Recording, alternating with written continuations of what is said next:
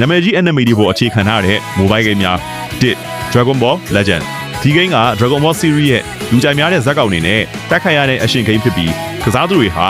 PVP တိုက်ပွဲတွေကိုတိုင်မတ်တွေနဲ့တိုက်ခိုက်နိုင်တယ်လို့ story mode ကိုလည်းကစားနိုင်ပါတယ်ဒီ site က 1.5K ရှိပြီး iOS ရော Android မှာရောရပါတယ်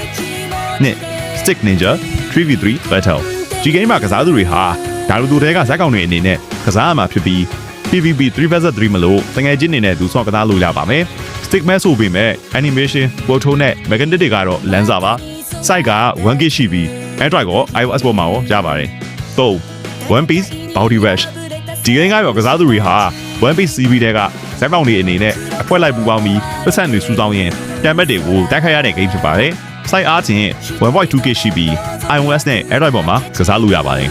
4 My Hero Academia Strongest People ဒီ game လေးကကစားသူတွေကို My Hero Academia တွေကဇာတ်ကောင်တွေအဖြစ်စော်ပသားခွင့်ပေးထားပါတယ်သူတို့ရဲ့ထူးခြားတဲ့ကွက်တွေကိုအသုံးပြုပါ villain တွေကိုတိုက်ခိုက်ရင် mission တွေအောင်မြင်အောင်ကစားရတဲ့ game ဖြစ်ပါတယ် site အားဖြင့် 3K ရှိပြီး iOS ရော Android ပေါ်မှာရော free to play ဖြစ်ပါတယ်ဒါပေမဲ့နောက်လာနေရင် server ဖြတ်ပြီး game ကိုအပြီးပိတ်သိမ်းတော့မှာဖြစ်တဲ့အတွက်မချက်ခင်လေး server ကြီးကိုတိုက်တွန်းကြပါတယ်